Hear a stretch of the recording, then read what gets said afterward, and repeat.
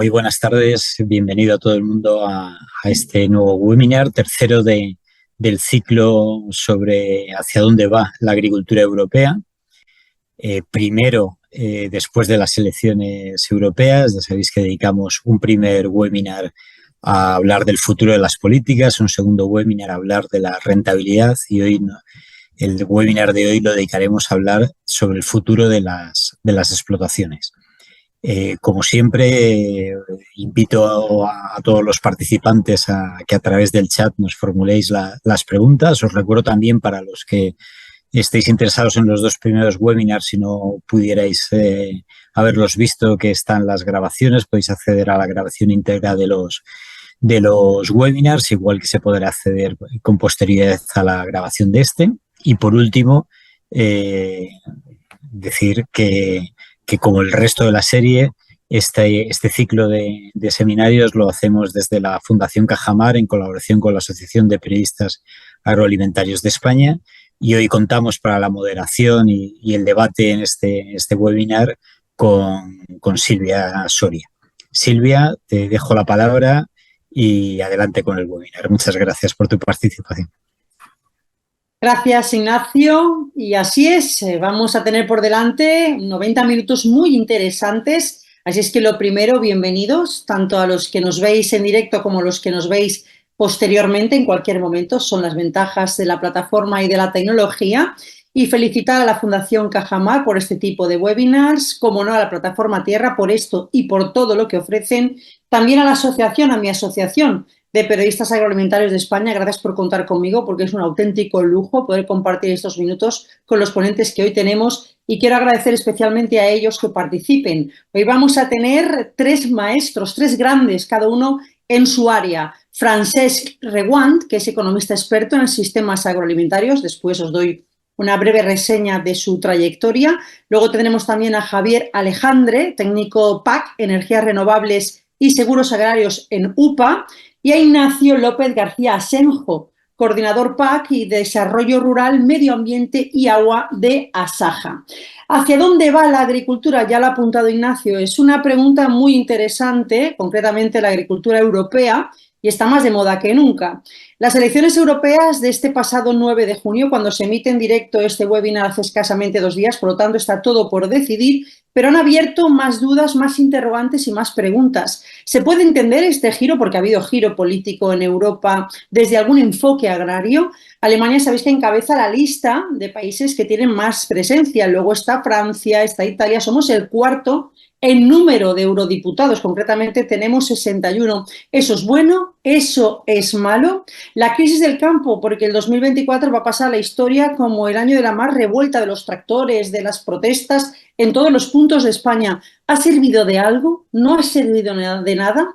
¿Las explotaciones en esta compleja diversidad tendrán, por tanto, continuidad? ¿No la tendrán? Pues de todo eso vamos a hablar. Además, el orden del webinar es muy fácil. Primero contextualizaremos, después 15 minutos más o menos para que cada ponente de las organizaciones agrarias también exponga, a partir de una pregunta, sus ideas, y abriremos, a partir de ese momento, preguntas. Como decía Ignacio, invitamos a todos a participar activamente, abriremos el chat y, cómo no, por favor, una sugerencia o una petición, me gustaría que nos indicarais, yo misma haré las preguntas, a quién va dirigida, por si es para uno en concreto, uno de nuestros ponentes, o es para todos. Así podremos enfocarlo de una manera u otra. Y empezamos con la contextualización. Francesc Reguant. Ya os decía que es experto economista en sistemas agroalimentarios. Cuenta con una notable trayectoria en el ámbito académico y también de gestión pública. De hecho, conoce muy bien la Comisión de Economía Agroalimentaria del Colegio de Economistas de Cataluña, que, si no me equivoco, y si no es así que me corrija, preside todavía.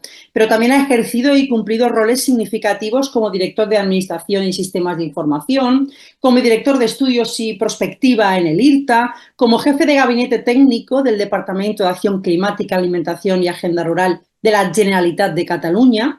Bueno, y además su amplísima obra divulgativa, muy destacada, publica libros, participa en medios, en fin, toda una autoridad en la materia. Nos va a ayudar a contextualizar, y partimos de una idea.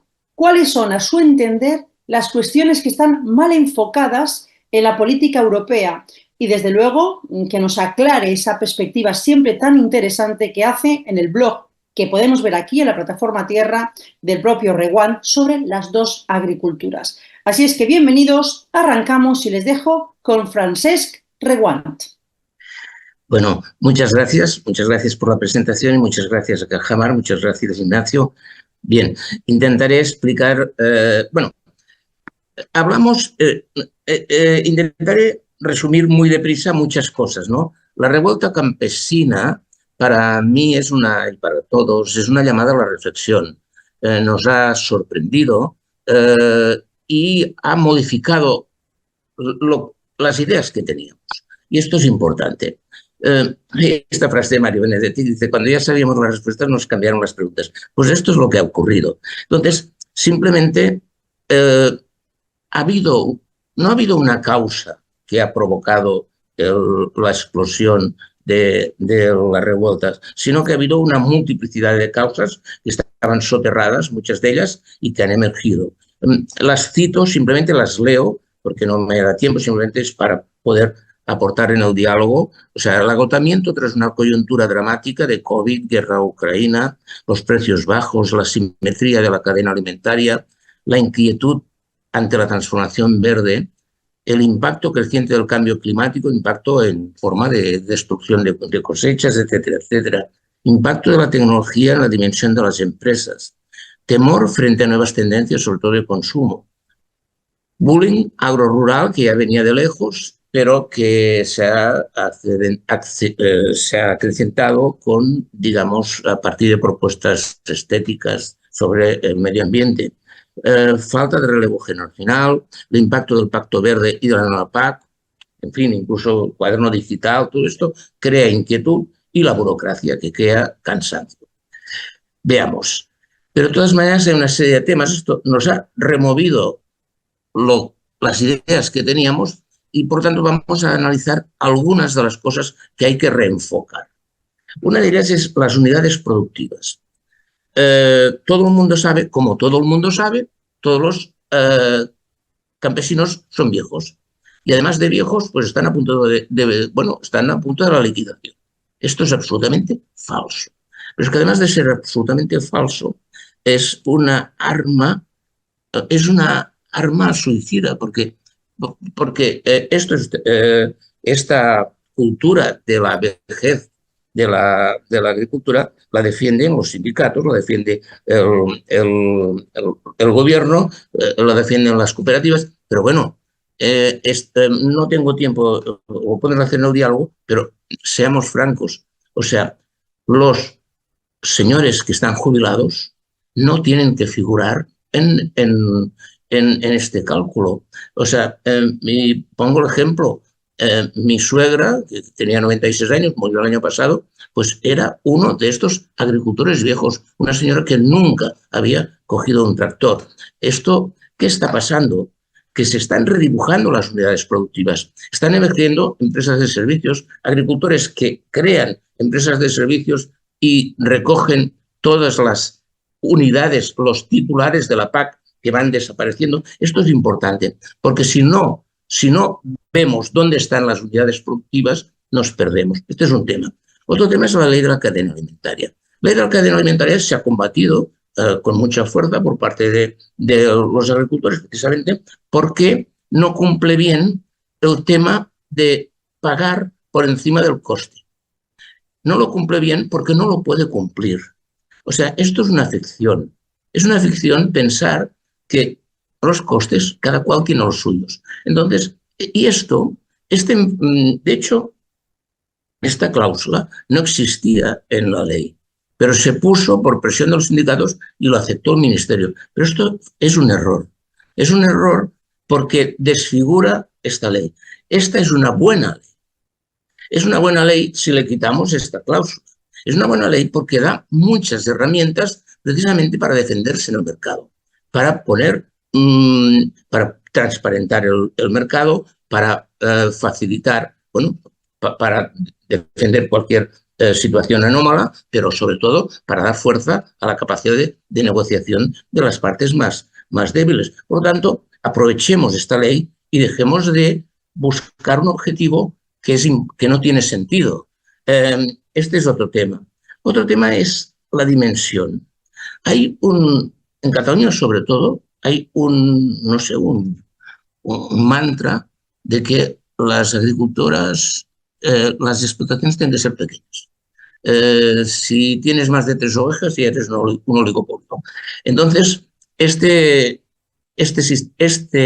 concepción es absolutamente peligrosa, ¿no? Entonces, la dimensión sí que importa. ¿Y cómo puede una explotación agraria pues defenderse ante el reto de la tecnología, el reto medioambiental? Pues la cooperación. De esto hablaremos también dentro de un segundo. Las políticas de precios no pueden recaer sobre el agricultor. No se puede hablar de hay que topar los precios, esto está desenfocado. Hay que buscar, pero dejemos este tema y hablemos ya finalmente de otro tema. La Unión Europea ha propuesto, ha exigido, bueno, que en el 2030 el 25% de las explotaciones sean de agricultura ecológica. Esto, pues está muy bien, pues mira, tendremos el 25% de agricultura ecológica, en el 2040 pues tendremos el 60% y en el 2050 tendremos el 100%. Este no es el objetivo que nos lleva a la sostenibilidad. Y decir esto es como decir una herejía. O sea, yo creo que se ha dado este enfoque, esta orientación. Agricultura ecológica es lo bueno. Bueno, es bueno. O sea, la agricultura ecológica es una de las opciones interesantes dentro de la sostenibilidad. Pero cuidado, la agricultura ecológica no es amiga de la tecnología. La agricultura ecológica no acepta la hidroponía, no acepta lógicamente la biotecnología, le molestan los invernaderos, aunque tienen invernaderos, le molesta el regadío, aunque tienen regadío, pero el objetivo es otro. Y la tecnología debe formar parte del futuro. Por lo tanto, el modelo que debe defender la Unión Europea tiene que ser un modelo que incluya la tecnología para construir el futuro. Entonces, hablaremos de las dos agriculturas. Las dos agriculturas, que es el modelo que he defendido, por las ventajas que ofrece, por la fuerza que tiene de explicación y para construir políticas. Evidentemente, de agriculturas hay infinitas, es decir, cada producto tiene unas características, o sea, la agricultura es algo absolutamente diferente, que tiene una cantidad una multiplicidad de miradas, de forma de verla, pero aparte de esta multiplicidad, pues construimos un modelo que nos permita operar, que nos permita entender. Y este modelo que he propuesto es el de las dos agriculturas. Hay una agricultura potencialmente competitiva que o sea, ¿dónde está esta agricultura potencialmente? Pues está en el regadío, en el secano húmedo y en la ganadería intensiva. Es una agricultura que su objetivo es producir alimentos, su estrategia principal son los costes y siempre acompañado de la calidad, porque para competir en el mercado global actualmente una empresa, una explotación del primer mundo no puede competir si no es aportando además calidad. Pues en esta estrategia, evidentemente la dimensión es muy importante precisamente porque está está en el mercado global. En el mercado global no puedes ir con 2 ovejas, tienes que ir con una dimensión importante que te permita obtener unos costes reducidos, etcétera, una productividad importante. Entonces tenemos otra agricultura, que es una agricultura en dificultad. Entonces, es la agricultura que yo llamo de desarrollo rural. ¿Dónde está? Pues esta agricultura está en secanos, está en la montaña, está en el periurbano. Es una agricultura, por lo tanto, que tiene unas dificultades, unas características que le dan dificultad, pero el objetivo que nos marcamos de esta agricultura es que exista. Es decir, que debemos defenderla porque hace unas funciones que nosotros deseamos y que necesitamos. Por lo tanto, este es su objetivo. Pero no puede competir como la otra agricultura. Como no puede competir, tiene forzosamente que diferenciarse e ir a estrategias de valor añadido. No tan solo esto, sino que tiene que buscar toda una serie de estrategias que le faciliten la competitividad. Por ejemplo, la ocupación de distintos eslabones de la cadena. Pasar a la transformación y de la transformación pasar a la distribución, etcétera. La distribución directa, esto es lo que esto le permite acaparar márgenes que de otra manera pues no tendría. Hablamos también son de explotaciones multifuncionales con actividad forestal, agroturismo, ecoturismo, servicios medioambientales. Tienen distintas opciones y un detalle importante, hay que ayudarlo. No sería competitiva, por tanto necesita, por ejemplo, que sean valorados los bienes públicos que ofrece. Queremos que esté allí por razones territoriales, queremos que esté allí por razones medioambientales, pues esto hay que pagarlo. ¿Cómo? Pues con créditos de carbono u otras políticas públicas, tal como ya se está haciendo en buena parte. ¿Cuál es el valor de este modelo? Es un modelo integrador. ¿Qué quiere decir? Quiere decir que está en contra de idealismos basados en microempresas. No es que nosotros, si lo que decía antes, ¿no? Si tienes más de 7 ovejas, pues eres un oligopolio. No. O sea, esta concepción ecoestética absurda está haciendo mucho daño, porque está, en fin, podría poner muchos ejemplos que creo que muchos los conocemos. Aporta los valores de la agricultura en dificultad. Es decir, contrariamente a no idealizar la agricultura en dificultad, la valora. Y esto es importante porque decimos, esta hay que defenderla. Reconoce el valor de la dimensión y por lo tanto la acepta. Por lo tanto, lógicamente, hay que tener una dimensión adecuada para poder, en la medida que sea posible. Reconoce la tecnología como herramienta imprescindible. Otro elemento fundamental es un modelo flexible y adaptativo. Dice, bueno, es que resulta que yo no tengo las condiciones exactas que tú has descrito. Esto me lo dice algunas personas. Bueno, la realidad es tan compleja que evidentemente hay muchas posibilidades y cada cual puede ver si encaja en un modelo o no, pero que les sirva para avanzar.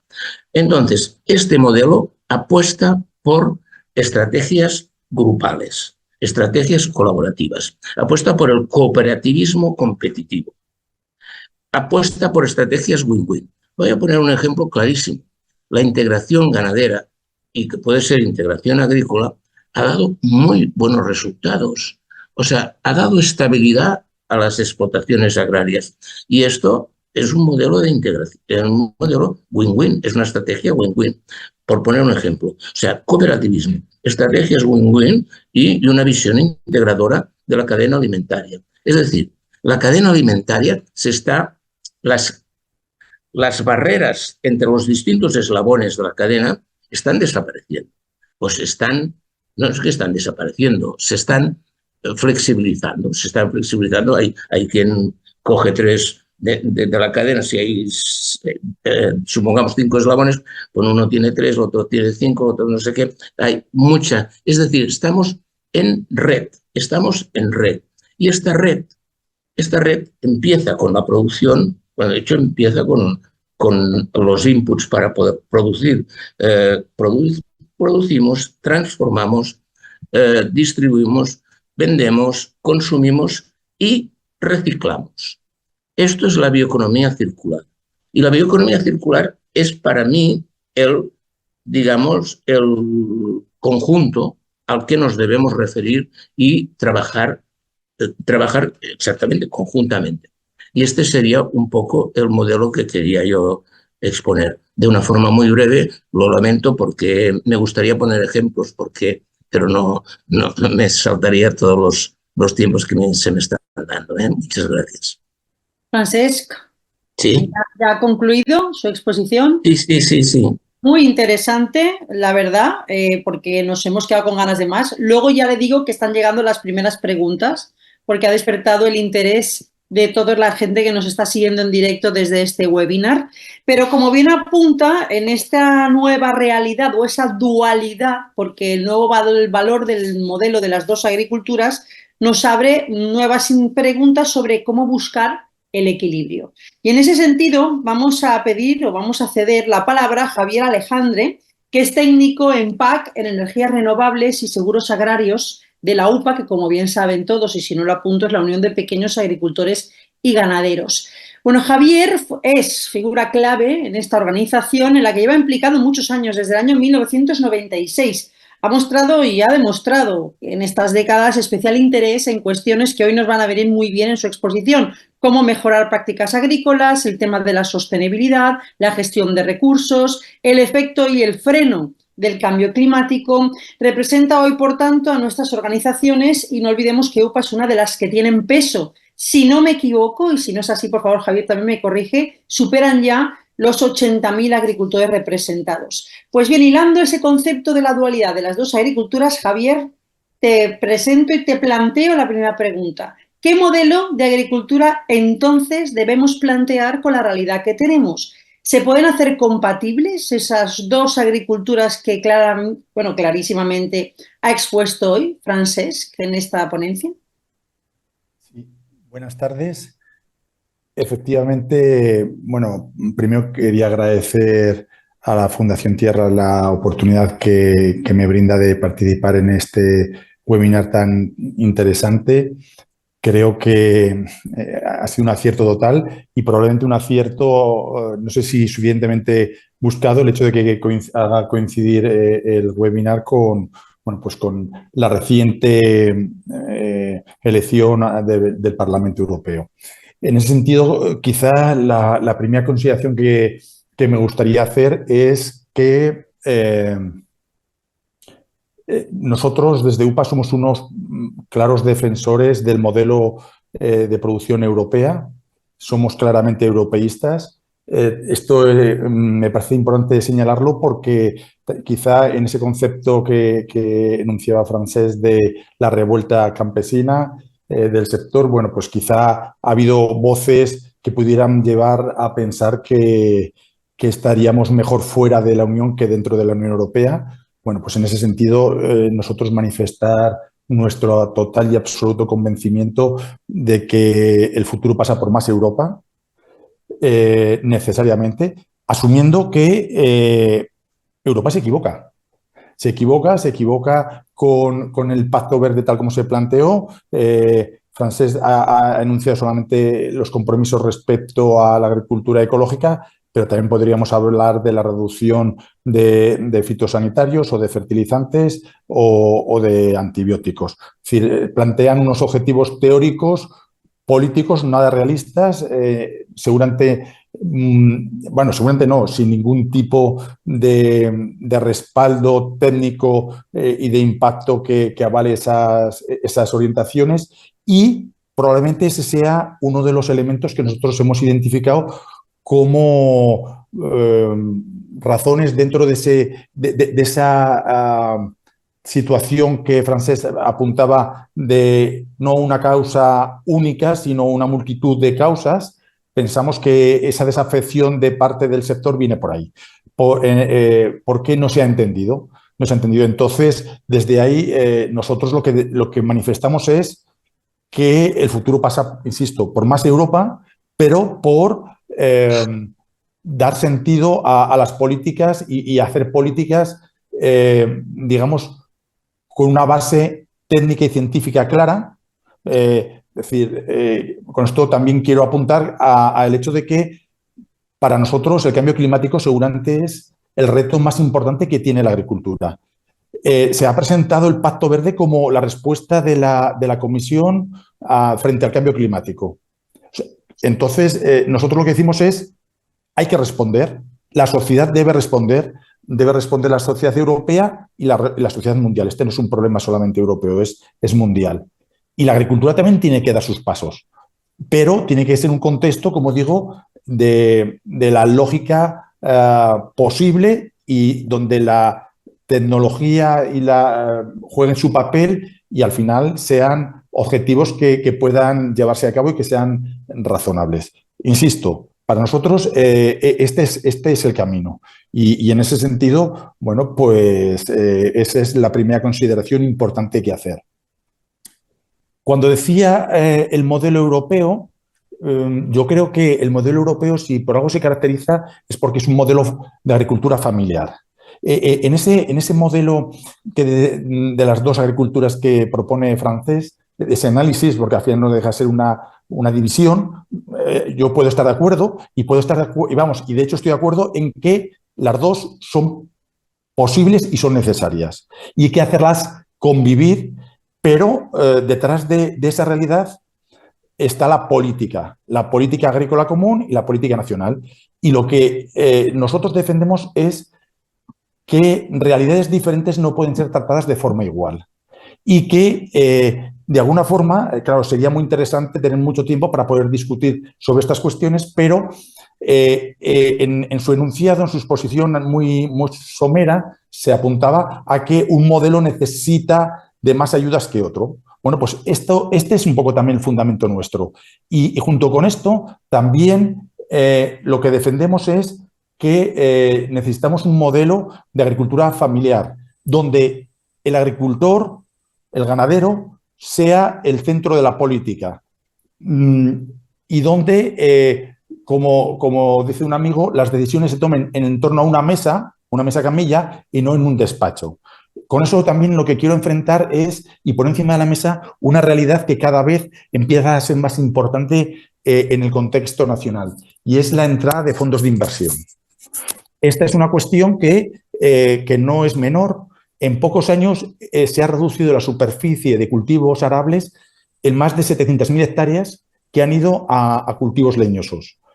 Y una parte no menor de esa superficie está en manos de fondos de inversión. Fondos de inversión que definen una rentabilidad entre un 5 y un 10%.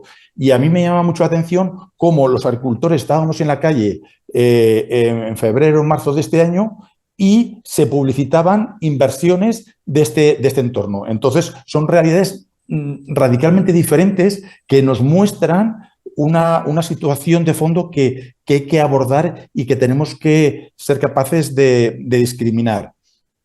Simplemente quería apuntar un par de datos para digamos, afianzar el concepto o la preocupación que en la Unión de Pequeños Agricultores y Ganaderos está digamos, la irrupción cada vez más fuerte de este tipo de inversiones que al final lo que hacen es poner precio a la tierra y competir con los agricultores que están, digamos, asentados en el territorio. En el año 2022, las inversiones de los fondos de inversión superaron los 1.000 millones de euros y fueron un 20% más que en el 21.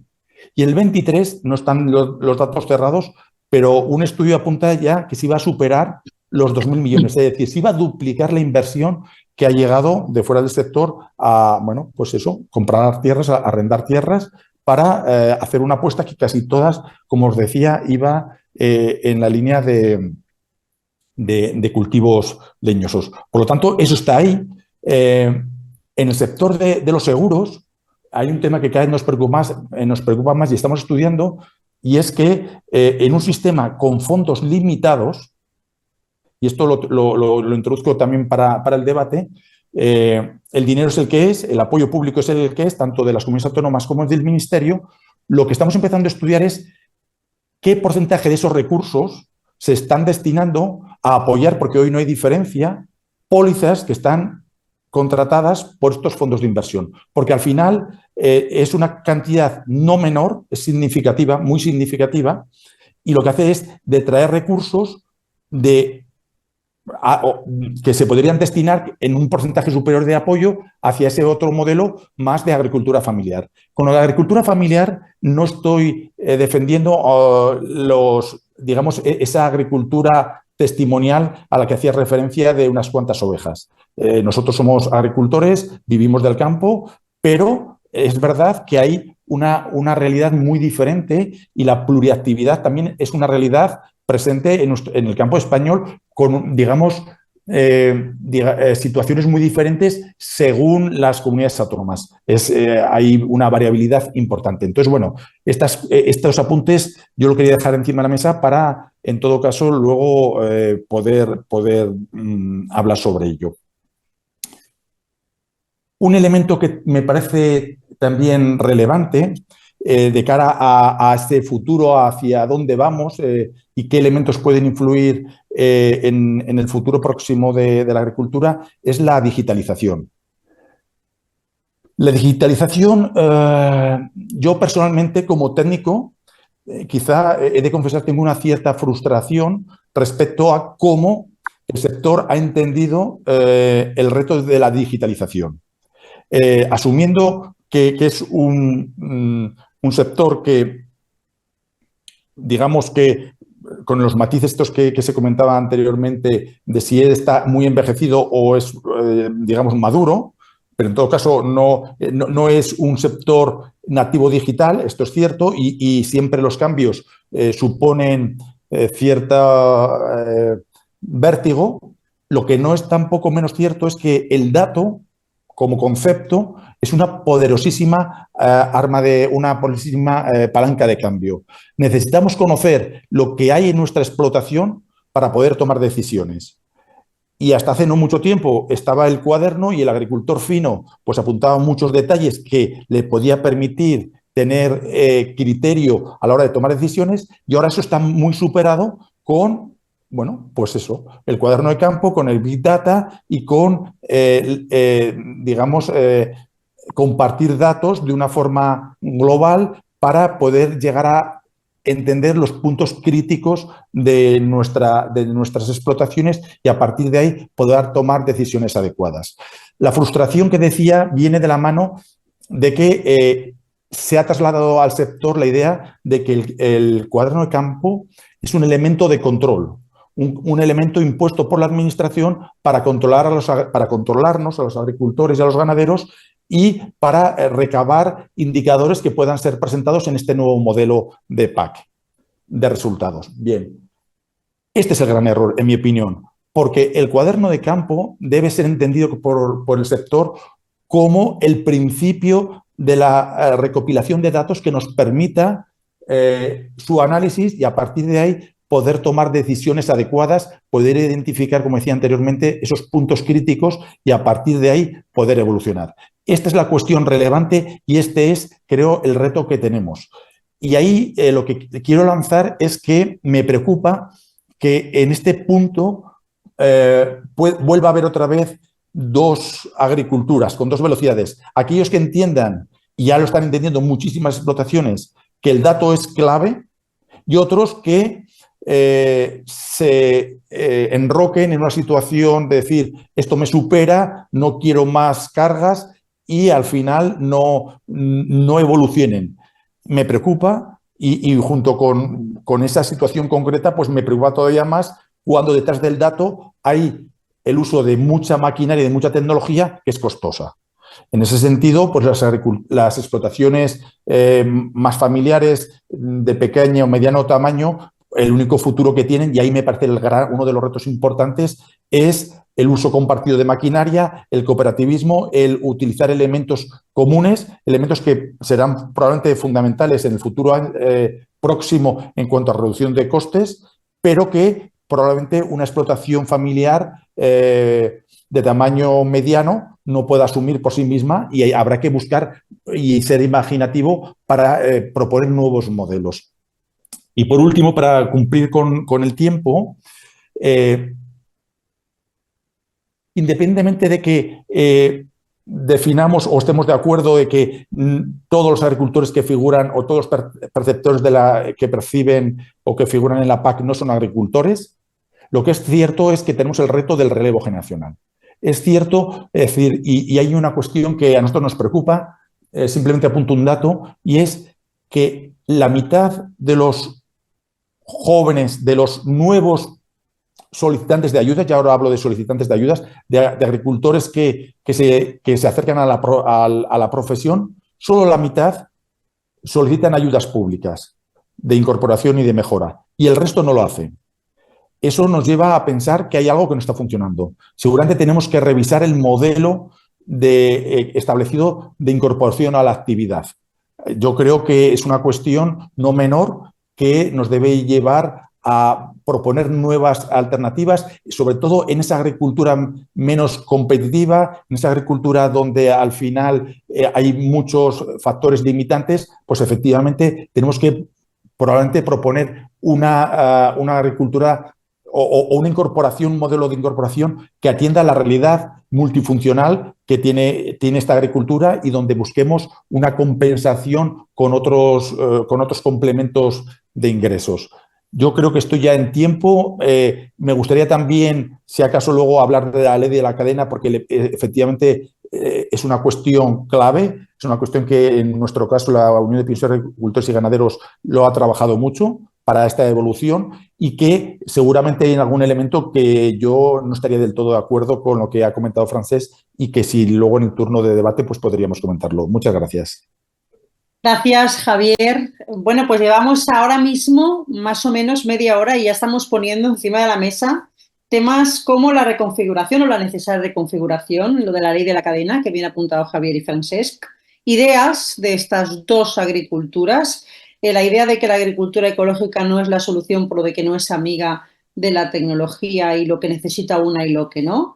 Javier, con esa falta de realismo de la política europea, que debería basarse más las decisiones y ser diferentes según el modelo, porque claro, realidades distintas, así lo ha dicho, no pueden ser tratadas igual, también lo ha dejado bien claro, y luego ha entrado la concreción con los fondos de inversión, la digitalización, muchos temas estamos poniendo ya sobre la mesa. Por eso, en esa búsqueda de equilibrio, en esa búsqueda de coherencia, también se ha entendido por debajo de algunos comentarios de nuestros primeros ponentes una idea clara, que es la coherencia. ¿Hay coherencia entre la política europea que estamos aquí debatiendo para hablar del futuro de la agricultura europea y de las explotaciones, entre la nacional y las autonómicas? ¿Estamos partiendo de premisas que fomenten ese equilibrio entre todos los elementos que estamos poniendo ahora mismo sobre la mesa?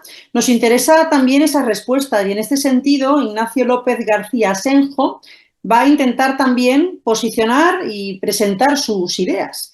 Él es coordinador de la PAC, Desarrollo Rural, Medio Ambiente y Agua, nada más y nada menos también que en Asaja, otra organización, como sabéis, de prestigio. Y además él a nivel personal trabaja en el área de responsabilidades como coordinar asuntos comunitarios, como profundizar en la compleja PAC, como participar en negociaciones del interés de las que se generan en la Organización Mundial del Comercio. Bueno, la verdad es que su trayectoria también es amplísima, pero si me permite, por lo que estamos hablando ahora, yo destacaría su importante papel en la intensificación de la cooperación, por ejemplo, en materia agraria, entre Francia y España, que está muy de moda últimamente. Tareas por las que creo que recibe incluso la insignia de la Orden del Mérito Agrícola de la República Francesa. Así es que creo que está muy capacitado para darnos esas respuestas. Les dejo ahora con Ignacio López García Asenjo. Muchas gracias, Silvia, por la presentación. Muchas gracias a Cajamar y a PAE, a Plataforma Tierra, por darnos la oportunidad de participar en este tercer ciclo del webinar, que creemos que es muy interesante y más tal vez con la resaca todavía de las elecciones, en donde todavía no sabemos cómo se va a conformar y, sin embargo, sí que está claro que empieza un nuevo periodo legislativo, con muchas responsabilidades de cara a futuro. Se tiene que crear primero el Parlamento Europeo, como es lógico, las distintas comisiones, la nueva comisión. La comisión tendrá que establecer sus prioridades y entre algunas de ellas ya se está hablando y se está preparando el terreno, pues dentro de lo que es el diálogo estratégico para la agricultura, con una serie de retos que se plantean por delante y que efectivamente necesitan de ser muy atendidos. Por supuesto, el tema de Ucrania no se nos escapa y todas las repercusiones que puede tener. Luego, si me da tiempo, me referiré a ello.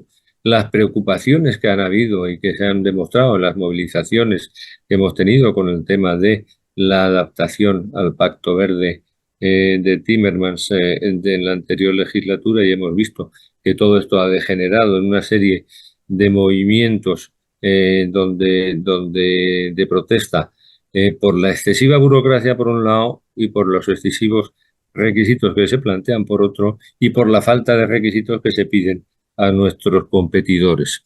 Es importante también verlo. Y cómo no, el marco financiero plurianual, que es lo que engloba todo, y la reforma de la PAC. Me preguntaba Silvia si hay coherencia entre las distintas administraciones.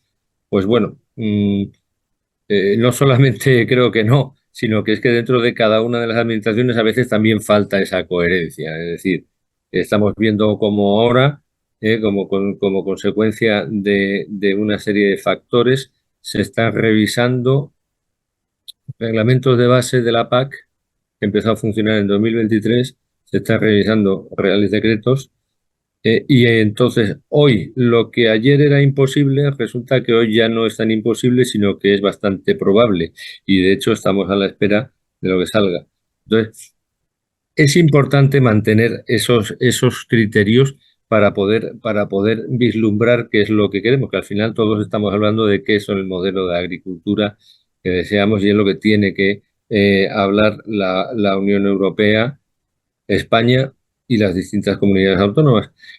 Puedo participar en buena parte de lo que efectivamente comentaba Francés en este doble modelo integrador, por supuesto, que no diferencia, pero que sí que yo creo que reflejan buena parte lo que son los distintos modelos de agricultura o las distintas orientaciones.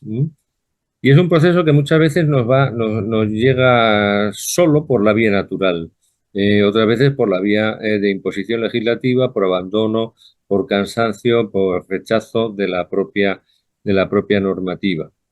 El caso y el dato que hoy estaban dando en la Comisión Europea era que en los últimos 10 años han abandonado más de 3 millones de agricultores. Sin embargo, la superficie se mantiene estable.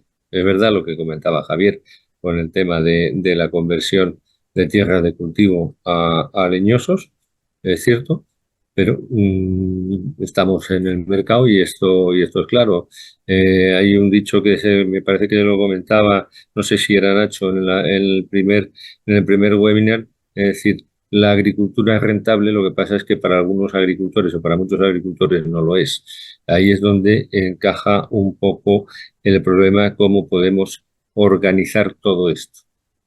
Y al hilo de lo que comentaba Francés, de que no hay agricultores viejos, y que creo que podemos compartir mucho de lo que él expone, la coherencia también nos impone ir más allá del dato estadístico, sino de mirar el porqué de ese dato estadístico. Y me baso en una afirmación que lleva siendo un mantra en la Comisión Europea durante un montón de años y que se ha utilizado para justificar muchas cosas. Me refiero al 80-20. No hay institución que no haga mención a que el 80% de los agricultores recibe o percibe el 80% del presupuesto de la PAC. Pues bien, primero vamos a hablar del presupuesto. El presupuesto de la PAC, a pesar de que también se diga que es una parte importantísima, no deja de ser algo que hemos comentado antes, que es un trozo grande de un pastel muy pequeño.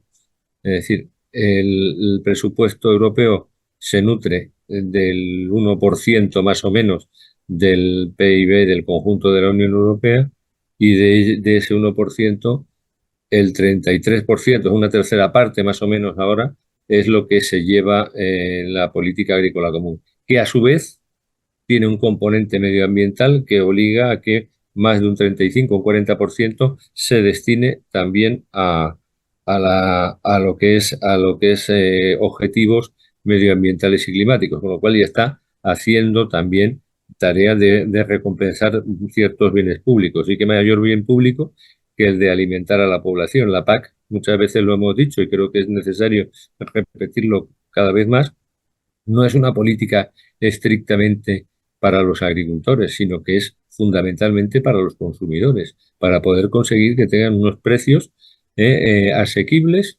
un producto de calidad, contrastado, trazable, seguro y a la vez intentar dar un nivel de vida adecuado a los agricultores. De todos los objetivos que da el artículo 39 del antiguo Tratado de Roma, prácticamente todos se están cumpliendo, salvo posiblemente el nivel de vida de los agricultores, que sigue estando por debajo de la media de otros ingresos, de otras fuentes de ingresos, de otras actividades económicas. Estábamos hablando esta mañana de una media del 60%. Por supuesto, varía en cuanto a países y a tipos de agricultores, pero esas podríamos definirla como la media europea, en donde la renta media del agricultor europeo es más o menos el 60% del total de la renta económica de los ciudadanos de la Unión Europea.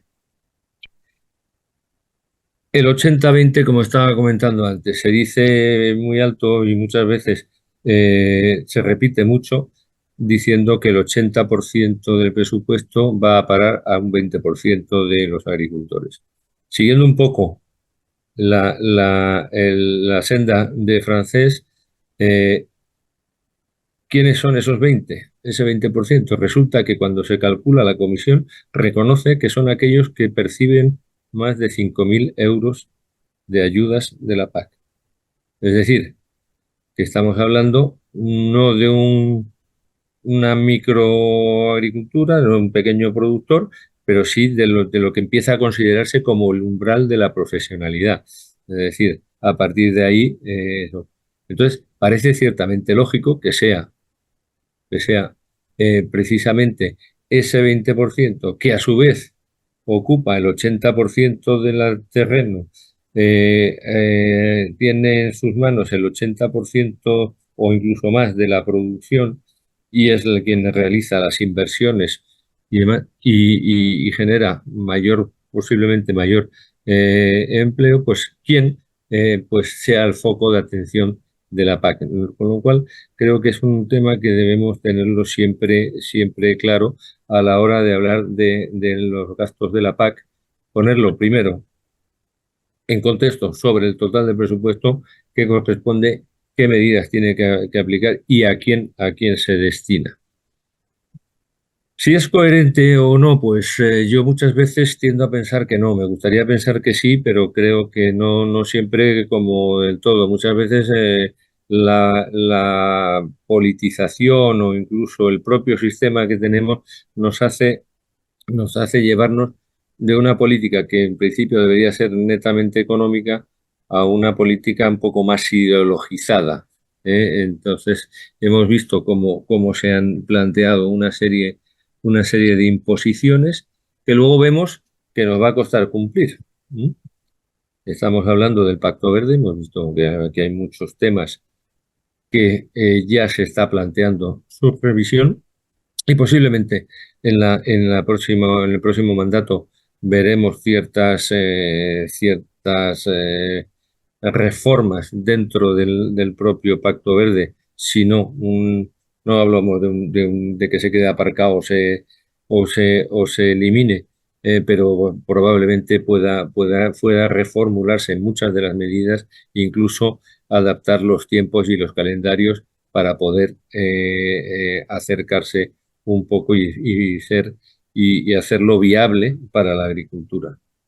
El agricultor, yo creo que es un agricultor, siempre es en su gran medida resiliente, ha dado pruebas durante un montón de siglos y se adapta bastante bien a las situaciones. Necesita, pues eso sí, una serie de requisitos para poder ejercerlo de la mejor manera posible. Lo primero, evidentemente, es la previsibilidad.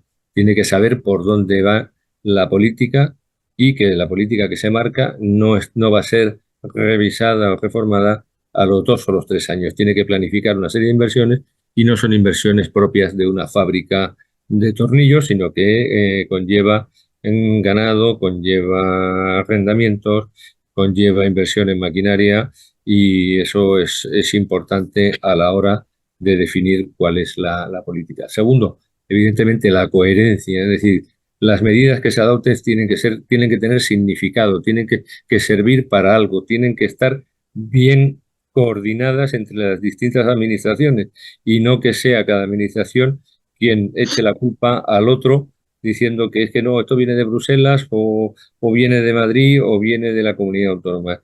Tenemos que tener el campo de juego muy bien marcado, saber lo que le corresponde a cada uno y poder ir avanzando en ese sentido. La Comisión, la Unión Europea, muchas veces no solamente la Comisión Europea, que a veces no tiene la culpa, sino que hay otros factores que juegan también. Muchas veces lanza mensajes que no son, luego no se plasman en la realidad. Estamos hablando, por ejemplo, del tema de la innovación. Lo ha comentado antes Javier, creo que el tema de la digitalización es un tema fundamental. Creemos que es el tema del cuaderno digital, es un tema pasajero. Yo creo que es un tema que debe de solucionarse en los próximos años con una buena planificación. Tenemos un responsable nuestro que siempre dice que la mejor manera es evitar un fracaso inmediato para lograr un éxito a medio y largo plazo. Entonces, lo que hacemos es sentar las bases para que el cuaderno de explotación digital sea algo que sea asumible por el agricultor, que lo vea cómo se desarrolla, que haya disponibilidad tecnológica y que haya las posibilidades. Hablando de innovación, muchas veces se nos llena a veces la boca de decir tenemos que apostar por la innovación, pero en cuanto tenemos un tema como pueden ser los OGMs o pueden ser las nuevas técnicas de producción, vemos como inmediatamente empezamos a recular de alguna manera y perdemos ese tren precisamente de la innovación.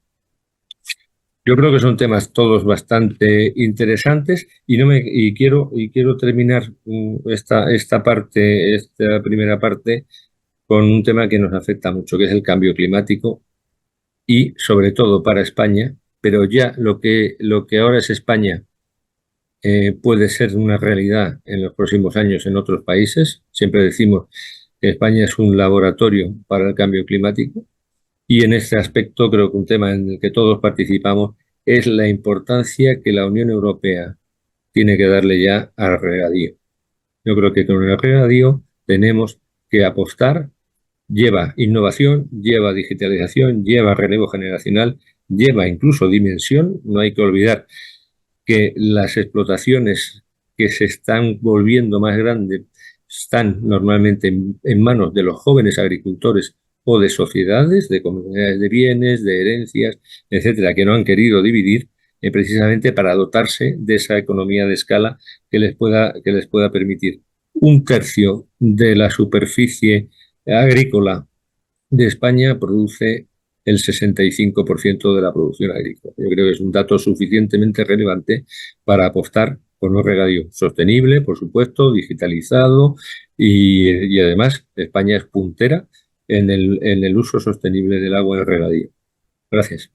Gracias, Ignacio. Bueno, pues muchos temas. La verdad es que cada uno de ellos de por sí ya daría pie para un webinar. No voy a centrarme en resumir, lo haremos al final, dejaremos unos minutos para que cada uno de los ponentes exponga en un minuto a modo de resumen las ideas clave, ¿no?, que quiere aportarnos. Pero ya llegan preguntas. Dani Rodríguez, para Francesc, va para ti, empezamos con él. Desde su perspectiva, ¿considera usted que se rompió, creo que se ha respondido, pero bueno, vamos a ver, se rompió el status quo en relación al consumidor con el producto agrícola europeo? Le pregunta eso, si considera que se ha roto el status quo en relación al consumidor con el producto agrícola. Me cuesta entender la pregunta. Bueno, entiendo lo que dice la pregunta, pero... Ok. Bueno, voy a intentar responder. No veo... Es decir, hay una evolución de todo, pero esto no supone ninguna situación. Hay una evolución muy importante en las tendencias del consumo. No sé exactamente dónde localiza la pregunta. Me gustaría que la explicara mejor, porque no no encuentro... Vamos a enfocar. Bueno, pues invitamos a Dani, que está escuchándonos, que envíe o que incorpore en el chat un poco la aclaración o si quiere matizar la pregunta. Y mientras tanto, mientras nos llega, también para Javier tenemos una de Dani. Si sabemos cuáles son los problemas y sabemos cuáles son las soluciones, esta va mucho más directa, Francesc. ¿Qué impide la implementación y la puesta en marcha de las mismas? ¿Dónde está el obstáculo, Javier, para que si sabemos esto no se haga? Claro, habría que analizar, es decir, es una pregunta también muy genérica, habría que ver sobre qué cuestión concreta que identifique cuáles son los obstáculos. Pero en todo caso, creo que en lo que hablábamos, por ejemplo, del Pacto Verde, que creo que es una cuestión no menor que como decía anteriormente, ha originado una parte significativa del descontento en el campo. La cuestión para mí es tomar decisiones políticas sin criterio científico y técnico que lo avale. Para mí esta es la cuestión relevante, que podríamos unirlo a muchas más cosas. Por ejemplo, lo apuntaba Ignacio y me parece relevante, la lucha contra el cambio climático. Yo estoy convencido, yo soy un agricultor de la España árida, de la España seca. Mi futuro pasa, estoy convencido, porque en España, en Europa, se permita el trabajo con la tecnología CRISPR y que pueda al final proveer de variedades que estén suficientemente adaptadas y que permitan que puedan competir contra el estrés hídrico, contra las olas de calor. Esta es la clave. Esta es la clave porque esto es lo que está minando mi rentabilidad y lo que está poniendo en peligro mi explotación es justamente esto. Este año, afortunadamente, nos vamos a salvar, pero hemos llevado 2 años muy, muy malos. Si no somos capaces, y detrás de esto, para mí creo que hay, además de juegos de intereses locales y probablemente de Estados miembros, al final no hay un posicionamiento claro donde se escuche a los técnicos y a los científicos que tienen claro cuál es el camino para resolver todas estas cuestiones. A mí me parece que hay un punto de ideología no menor y que debe ser enfrentado. Vale, pues ahora buscaremos también, porque en línea lo que está apuntando nuestro compañero dice más científicos, más técnicos, menos política. Creo que la idea responde un poco a la pregunta que nos hace el compañero que está con nosotros. Veo aquí otra pregunta para Ignacio, que también es muy concreta y es un tema que suele preocupar mucho a todos. ¿Cree usted que con estas nuevas elecciones, el panorama que nos ha dibujado el Parlamento ahora, se conseguirá alcanzar los objetivos de la Agenda 2030? Preguntan. Si esto se acerca, se aleja, ¿veis que los nuevos políticos y los nuevos partidos están más pro o menos a favor de? ¿Tú qué opinas, Ignacio? Bueno, vamos a ver, es a lo mejor un poco pronto para ver cómo se conforman las distintas comisiones, pero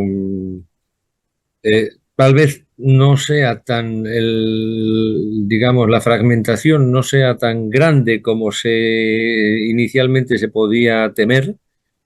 Pero sí que es verdad que hay un sentimiento dentro de la población que se plasma a través de los representantes a nivel europeo y que es bastante probable o incluso posiblemente sea hasta deseable, y por qué no decirlo, que se replanteen algunas de las formulaciones, estando de acuerdo posiblemente en las frases de cabecera, digamos, de todos los manifiestos, que son todos una declaración de intenciones muy interesante y muy elegante, pero que luego detrás esconden el verdadero problema, que es decir, la implementación de todo eso vía compromisos. ¿Quién paga esos compromisos? ¿Se pueden hacer esos compromisos?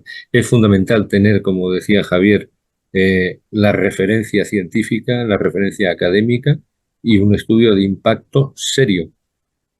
No nos sirve de mucho aplicar aquí en la Unión Europea medidas súper estrictas en materia de reducción de gases de efecto invernadero, de la cabaña ganadera, etcétera, etcétera, si luego, por contra, vamos a estar viendo cómo este espacio que nosotros dejamos lo va a ocupar un país tercero, que va a aprovechar evidentemente el hueco que dejemos, generando además mayores emisiones, porque además de las que se producen al producirlo en unas condiciones no tan restrictivas como las nuestras, tenemos que añadirle los transportes.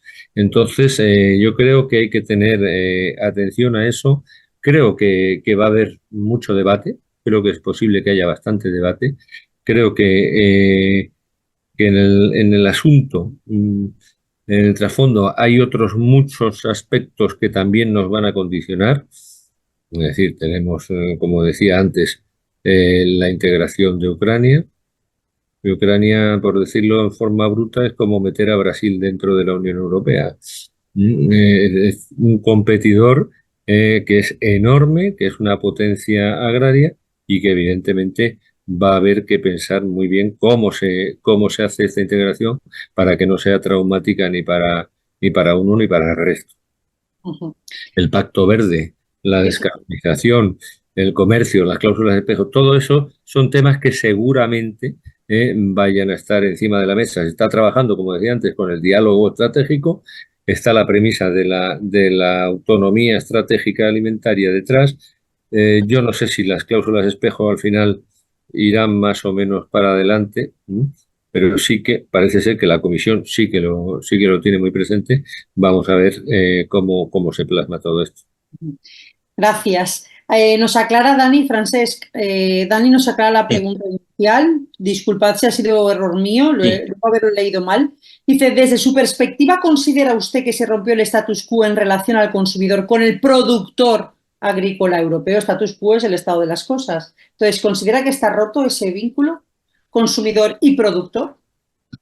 No lo veo en absoluto, no lo veo en absoluto. Estamos en una realidad compleja, muy compleja, donde hay distintos caminos.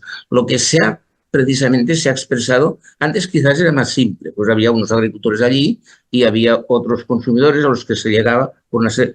Ahora, la realidad de las unidades productivas, las unidades económicas que juegan en la agroalimentación, y en general en la bioeconomía, pues es muy distinto, pero aquí no hay una ruptura ni hay un cambio de... Bueno, hay muchos cambios, pero no suponen una transformación, o sea, no supone que estemos en un mundo distinto. O sea, está cambiando los hábitos de consumo, pero bueno, cambian los hábitos de consumo. Están cambiando la forma de organizarse los agricultores, pues muy bien. O sea, se están produciendo muchos cambios, pero yo no distingo en estos cambios un cambio de una ruptura de otro modelo, no lo veo. Por ejemplo, yo me he referido, por ejemplo, a la agricultura ecológica, ¿no? Que es un elemento del consumidor que aprecia, hay un consumidor que aprecia el consumo ecológico. Mi hijo hace agricultura ecológica, es decir, esto es un tema importante, pero me gustaría aclarar esto. Yo he dicho que, o sea, estamos tendiendo a la estética, y esto nos va a hacer, esto nos crea muchas dificultades, porque esta estética vende bien, pues, y entonces estamos teniendo una serie, y esto yo no sé si se refiere a lo que, y esto sí que rompe. Es decir, estamos teniendo una cultura ideologizada que está contra el regadío, que está contra la tecnología, que está contra la agricultura intensiva, es decir, está llevando a un modelo sin futuro, es decir, sin futuro, un modelo de hambre. Y esto, porque el cambio climático ya está aquí y es un problema gravísimo. Y mover este cambio climático, digamos, ponerle freno, se hace con medidas duras, con dificultad, no con estética. Es decir, no haremos un cambio climático mejor pensando que si no regamos, pues la naturaleza se resolverá el problema. Actualmente he puesto el ejemplo de, claro, la agricultura ecológica produce, por ejemplo, en cereales, produce el 30% menos cereales es el primer producto de la alimentación humana. Bueno, pues si nosotros aceptamos que todo tiene que ser ecológico con los cereales, pues estamos mandando 3.000 millones de personas a pasar hambre. Esto es lo que no puede ser. Y esto tiene que cambiar. Tiene que cambiar porque, bueno, nos hará cambiar la realidad, porque los problemas están llegando. Están llegando y entonces nosotros tendremos que dar respuesta a esto. Y actualmente hay que romper esta cultura de esta estética que es incapaz de... Hay que poner realismo a todo esto. Y este es quizás el tema importante. Una cosa, muchos de nosotros estamos vivos porque hay antibióticos. O sea, el antibiótico, pues es una cosa horrorosa, es poner un bicho aquí dentro que tal y cual. Pues bueno, pues tengamos en cuenta que en la agricultura, pues también hay herramientas técnicas que resuelven cosas con, es decir, hay que poner una relación entre objetivos y medios. Y actualmente hay una cultura muy ideológica que pone unos objetivos, digamos, románticos, pero que nos llevan a los objetivos fundamentales, que es la alimentación y el bienestar de todos, nos lo lleva al traste. En fin, perdona el... Perfecto. Yo creo que entonces, sin darse cuenta, he contestado otra pregunta que había, que nos han dejado sobre si la Unión Europea está preparada para afrontar los retos globales asociados a las migraciones con motivo del cambio climático. Creo que acaba la respuesta, pero luego si queréis matizamos, porque Antonio Carreño nos hace para Ignacio una ya bajando a la concreción. Dice, al quitarse la ayuda de la PAC de los que cobran menos de 300 euros a los que han perdido sus derechos de pago y no pueden recuperarlos, pregunta, ¿cree que podría cambiarse para no penalizar tanto al agricultor?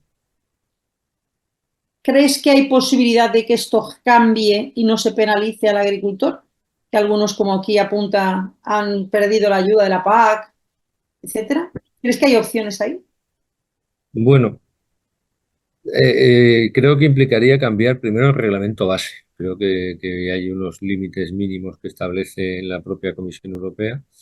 Y a partir de ahí hay un par de temas. Yo entiendo que ese modelo que se ha elegido de no aplicar pagos directos a las explotaciones cuando son de menos de 300 euros es fundamentalmente por razones de simplificación administrativa, fundamentalmente. Durante los primeros años, creo recordar, en la anterior PAC, ya llevamos unas pocas PAC y yo ya confundo unos con las otras, entonces se establecía un periodo en el cual ese agricultor que percibía menos de ese límite tenía la posibilidad de asociarse, de hacer algún tipo de presentación conjunta con otra explotación de ese tamaño pequeño para poder sumar hasta los 300 euros. Es un tema que nos afecta a todas las organizaciones. Todos tenemos ese tipo de agricultores, tenemos ese tipo de agricultura, pero entendemos que uno de los motivos más fundamentales era el de la simplificación administrativa. Se desbarajaba en aquella época un dato que, Javier, si no que me corrija, me parece que era una tramitación de una ayuda PAC venía a significar un coste administrativo de unos 600 y pico euros. Claro, entonces, ¿qué se ha hecho? Se ha preferido hacerlo de esa manera. Teníamos un régimen simplificado de pequeños agricultores, llegamos hasta un cierto punto. Eso lo puede comentar mejor Javier, pero también es verdad que ese tipo de explotaciones de menos de 300 pues planteaba mucha tarea burocrática y ese ha sido el motivo. Yo tengo mis dudas de que se pueda revertir esa situación. Tiene sus dudas, clarísimamente. Bueno, pues por alusión, Javi, como Antonio Garreño también nos lo pregunta, dice así porque es que pone datos, porcentajes concretos. Con el tema de ecoregímenes, con ello hemos topado. Y la ayuda de la PAC correspondiente y, entre comillas, diciendo, sabemos que más o menos el agricultor ha cobrado el 60% de lo que cobraba antes con los nuevos derechos de la PAC. y que con la ayuda de los ecoregímenes nos saldría el 40% restante. Esto es lo que apunta Antonio. Pregunta, según lo anterior, ¿no creen que es más fácil aplicar los ecoregímenes en la zona centro hacia norte de España que en la zona sur de España? No sé, Javier, qué opinión te da o qué respuesta le podemos dar a este telespectador, oyente, seguidor, amigo, como queramos. ¿Qué le decimos? ¿Tiene más sentido aplicarlo hacia centro y norte que sur? Eh, Ahí yo me pico. la respuesta va a ser a la gallega, depende. Lo que es cierto, entiendo, es que desde el Ministerio se ha intentado hacer un modelo de corregímenes que tuviera una aplicación a nivel estatal, a nivel nacional. Y eso, digamos, se enfrenta con la realidad de que hay muchas agriculturas diferentes. Podríamos analizar cada uno de los ecoregímenes y podríamos ver la dificultad que pueda haber en unas zonas o en otras. Esto es así. Es decir, si hablamos del ecorégimen de rotación, pues yo honestamente no creo que haya mucha diferencia entre el norte o el sur. Digamos, tiene su enganche en, digamos, el principio agronómico de que rotando digamos, mejora la fertilidad del suelo, se reduce o se combate mejor la proliferación de adventicias. Bueno, pues eso parece evidente que esa es una técnica razonable y que se puede dar igual en el norte que en el sur. Si hablamos de cubiertas, pues lo que se ha demostrado en un año de aplicación es que las cubiertas se han implantado mejor, o sea, peor, mejor dicho, en las zonas áridas. En las zonas donde hay una dificultad por el agua, hay una competencia directa entre el árbol y la cubierta, digamos, el agricultor considera que es una práctica no deseable porque están compitiendo por un recurso que es el que limita la producción.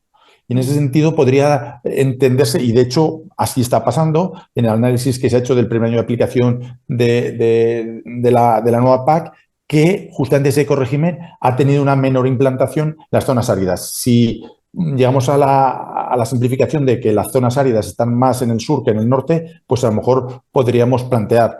La siembra directa, bueno, pues es una técnica que se aplica en el norte y en el sur. Es decir, al final depende más de criterios propios del agricultor en cuanto a convencimiento, experiencia, tecnología para su aplicación, que a otras cuestiones.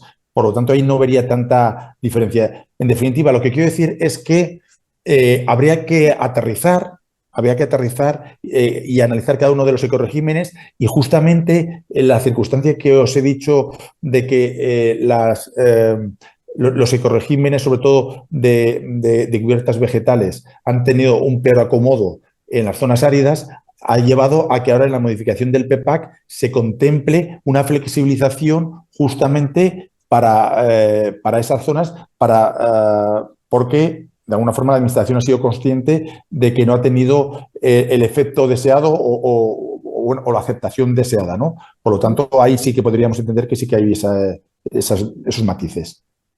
Muy bien, seguimos porque nos quedan escasamente 10 minutos y aquí hay mucha actividad. Estamos haciendo las preguntas por orden cronológico y conforme han ido llegando. Elisa Plumet nos pregunta, y es también muy interesante, y en este caso creo que la respuesta la puede dar Francesc, aunque si queréis matizar.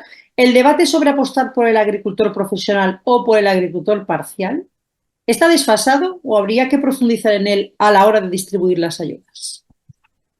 Bueno, el agricultor a tiempo parcial es el resultado de una evolución, digamos, es residual, digamos, es un proceso de evolución residual. La apuesta tiene que ser la agricultura profesional, pero precisamente yo hablo de las dos agriculturas.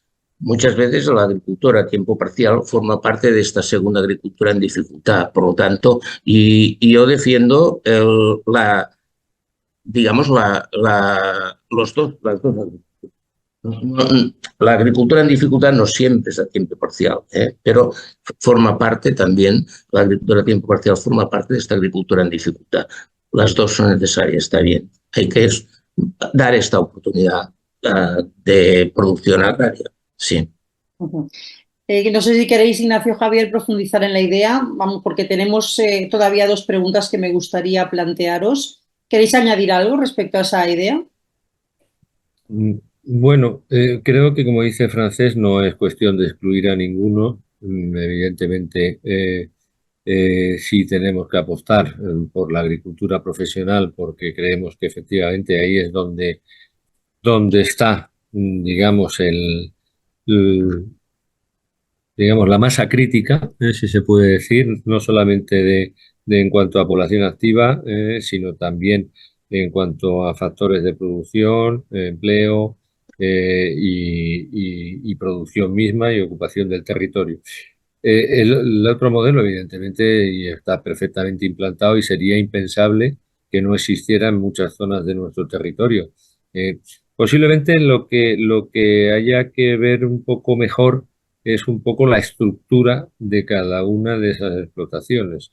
Es decir, yo creo que antes Francés había comentado el tema del envejecimiento y en dónde está lo que es la diferencia entre el propietario y el agricultor. En algunos casos también, y en la PAC también, esta problemática también se da y bueno, falta de coherencia, si se puede decir, en este sentido, en donde se puede dar, pero yo no, vamos, no me atrevo, ni mucho menos, y creo que como organización agraria no podría hacerlo, excluir a ningún modelo, ni mucho menos. Creo que todos tienen su factor, tienen su razón de ser. Posiblemente algunos tengan que ir más orientados a Pilar 1, otros Pilar 2, algunas acciones de acompañamiento para unos y para otros, pero bueno, es un tema que siempre ha suscitado debate y yo creo que seguirá suscitando. Seguirá suscitando sin lugar a dudas. Bueno, para todos también, pero se lo dijo Javier porque de verdad me gustaría tener más tiempo para que todos respondierais a todos, porque Edwin, por ejemplo, también lo plantea para todos, pero es imposible. ¿Qué planes hay para habilitar la agricultura inteligente adaptada, si la define, al clima en materia de apoyo al emprendimiento tecnológico agro para ayudar a atraer esos jóvenes en ese relevo generacional, Javi? ¿Cuál crees que son los planes para habilitarla? Complicada, ¿eh? Son Muy preguntas. complicada. Es decir, nosotros pensamos que la digitalización y esa agricultura que llama inteligente, lo que pensamos es que debe ser una puerta de entrada, un atractivo para los jóvenes. No se ha comentado, o sí, de una forma un poco así de pasada, Francés, el hecho de la mala imagen que tiene o que damos. Y ahí voy a entornar el mea culpa como sector, incluso como agricultor, la mala imagen que damos, pues eso, trasladamos la idea de que somos envejecidos, de que solo perdemos dinero, de que siempre las noticias, y esta es una cuestión para un debate muy largo, lo que vende hoy en las sociedades son las malas noticias. Y nosotros, el sector, somos campeones generando malas noticias. En ese sentido, llamar a un joven en ese contexto, pues sería un suicida el joven que decidiera meterse en la actividad. Frente a eso, la realidad de la agricultura es muy diferente y hace muchos años que dejamos ya los mulos y las caballerías y la tecnología es clave y si ahora nos montamos en un tractor moderno, vamos, está mucho más cercano de un cohete espacial, digo, en cuanto a tecnología, que de un utilitario, de un coche que cualquiera pueda. ¿Con esto qué quiero decir? Que la digitalización va a ser clave, en mi opinión, para cambiar la imagen que el sector y especialmente esos jóvenes tienen de esta realidad. Y me parece que es una puerta de entrada fundamental para, lo decía antes, palanca de cambio, sí, el dato, pero luego también para hacernos más atractivos, para trasladar a la sociedad de que nosotros, en lugar de ser el problema, somos parte de la solución. La solución a dos retos claves que se han dicho.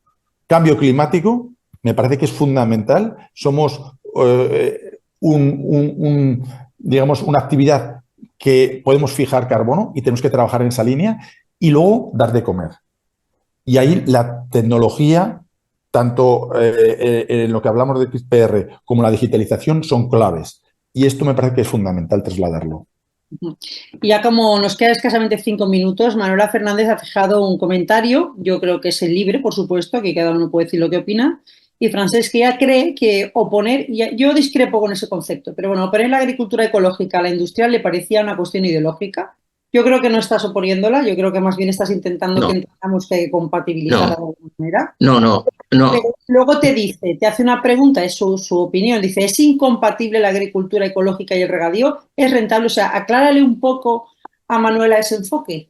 A ver, yo he utilizado este concepto quizás para provocar, porque es un concepto herético, ¿eh? O sea, es una herejía decir que cuando la agricultura ecológica pues, es más dulce con el medio ambiente, es más eficiente en tema de biodiversidad, o sea, por lo tanto tiene una serie de ventajas. Pero, por lo tanto, no estoy contra la agricultura ecológica, pero es una opción. Pero la opción a la que nosotros tenemos que ir tiene que contemplar lo siguiente. O sea, el cambio climático es un reto de una importancia brutal y de una gravedad brutal. Entonces, estamos en un momento en que se están cambiando muchos conceptos y tal. Pero hay una cosa que es clarísima, que la realidad, para avanzar contra el cambio climático y resolver los problemas, esto es complejo. Y esto es muy importante que se sepa. Y esta complejidad significa que tenemos que tener una agricultura sostenible, es decir, muy amable con el medio ambiente, con la biodiversidad, etcétera, etcétera, pero tenemos que producir suficientes alimentos. Y tenemos que producir suficientes alimentos, pero asequibles para todo el mundo, y que además tenemos que tener unas explotaciones familiares que sean viables. Y estas cuatro cosas no están alineadas, no son vectores que van en la misma dirección. Por lo tanto, esto es complejo y hay que buscar, el óptimo de esta. Por lo tanto, la agricultura ecológica está muy bien y eso es una opción, pero en cereales produce el 30% menos. Y esto no puede ser una salida global y este es el tema. Sí, no es la única, no es la única salida. A mí me ha abierto la mente ese doble concepto. Nos quedan 5 minutos y a mí me gustaría cerrar con un minuto de reflexión. Javi, por ejemplo, Javier, ¿con qué ideas te quedas? Porque la verdad es que han quedado cuestiones para poner encima de la mesa, pero para eso están los demás webinars. Idea clave, central. Para mí es defender el modelo de producción europea, modelo basado en la seguridad alimentaria, la calidad y la sostenibilidad. Defiendo que la política es necesaria, pero la política basada en la ciencia y el conocimiento, que hay que tratar diferente lo que es diferente. Y por último, el gran reto del cambio climático. Ahí es fundamental la ciencia, la tecnología y el conocimiento para asegurar la producción de alimentos a una sociedad creciente en número mundial y para asegurar que se produce una reducción real de emisiones a nivel planetario.